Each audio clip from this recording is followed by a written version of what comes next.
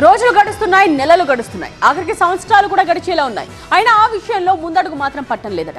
తెలంగాణ కాంగ్రెస్ నేతల మధ్య ఇప్పుడు ఇలాంటి చర్చ జరుగుతోంది. అసలు ఈ పోస్ట్పోన్ దేనికోసం, నేతల పడిగాపులు దేనికోసం, పిసిసి వారు ఏమైనా సమాధానం చెప్తారా అని అడుగుతున్నారు. ఈ నెలలోనే ప్రకటిస్తారా? మరింత సమయం కావాలంటారా? టీపీసీసీ కొత్త కార్యవర్గం ఇంకెప్పుడు? పదవులెన్ని, దక్కేదెవరికి? తెలంగాణ ప్రదేశ్ కాంగ్రెస్ అధ్యక్షుడిగా మహేష్ కుమార్ గౌడ్ బాధ్యతలు చేపట్టి 4 నెలలు గడిచిపోయాయి. అయినా పిసిసి కొత్త కార్యవర్గం ఇంకా కొలువు తీరకపోవడం హస్తం శ్రేణుల్ని, ఆశావహుల్ని అసహనానికి గురి చేస్తోందట. అతి త్వరలో అంటూ అటు హైకమాండ్ దూతలు, ఇటు రాష్ట్ర పార్టీ పెద్దలు ఊరిస్తున్నారు గానీ ఆ విషయంలో 1 అడుగు ముందుకు 2 అడుగులు వెనక్కి అన్నట్టుగా మారింది పరిస్థితి. తాజాగా జరుగుతున్న ప్రచారంతో టీపీసీసీ కొత్త కార్యవర్గం ఈ నెలలోనే ఉంటుందా లేక మరింత ఆలస్యమవుతుందా అనే చర్చ జరుగుతోంది.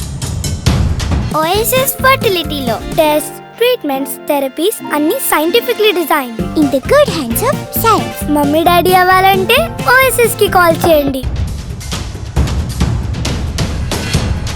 కొత్త పిసిసి వచ్చి 4 నెలలు అవుతున్నా కమిటీలు ఎందుకు ఆలస్యం అవుతున్నాయన్నదే అంతు చిక్కడం లేదు. అంతేకాదు ఈసారి కార్యవర్గంలో ఎంతమంది వర్కింగ్ ప్రెసిడెంట్లు ఉంటారు, ఎంతమంది జనరల్ సెక్రటరీలు ఉంటారు, మరింతమంది ఉపాధ్యక్షులు ఉంటారు అన్నది క్వశ్చన్ మార్క్ గా మారింది.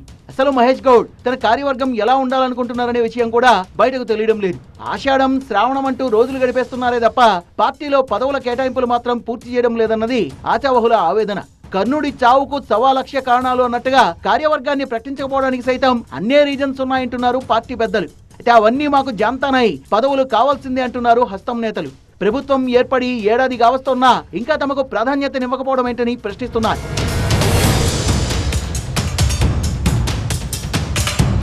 గత పిసిసి కమిటీలో 5 వర్కింగ్ ప్రెసిడెంట్లుంటే ఈసారి 4 వర్కింగ్ ప్రెసిడెంట్లు మాత్రమే తన టీంలో ఉండాలని మహేష్ కుమార్ గౌడ్ భావిస్తున్నట్టు సమాచారం. వర్కింగ్ ప్రెసిడెంట్లలో ఒకరు రెడ్డి, మరొకరు ఎస్సీ, ఇంకొకరు ఎస్టీ కాగా మైనార్టీ వర్గం నుంచి కూడా పదవికి ఒక నేతను ఎంపిక చేయనున్నారట పిసిసి చీఫ్. గతంలో మహేష్ గౌడ్ నిర్వహించిన ఆర్గనైజేషన్ వర్కింగ్ ప్రెసిడెంట్ పోస్టుకు భువనగిరి ఎంపీ చామల కిరణ్ కుమార్ రెడ్డి, ఖైరతాబాద్ డిసిసి అధ్యక్షుడు రోహిన్ రెడ్డి మధ్య తీవ్ర పోటీ నెలకొన్నట్టు తెలుస్తోంది. ఎస్సీ సామాజిక వర్గానికి చెందిన సంపత్ కుమార్, ఎస్టీ సామాజిక వర్గానికి చెందిన Mahabubabad MP Balaram Naik working president పదవికే ఎదురు చూస్తుండగా మైనార్టీ సామాజిక వర్గం నుంచి ఫిరోజ్ ఖాన్ పోటీ పడుతున్నట్టు ప్రచారం జరుగుతోంది. ఒకవేళ మహిళకు వర్కింగ్ ప్రెసిడెంట్ పదవినివ్వాలని భావిస్తే ఖైరతాబాద్ నుంచి దివంగత నేత పీజీఆర్ కుమార్తె విజయారెడ్డి, లేదంటే గద్వాల జెడ్పీ చైర్మన్ సరితా తిరుపతికి అవకాశం దక్కేలా ఉంది.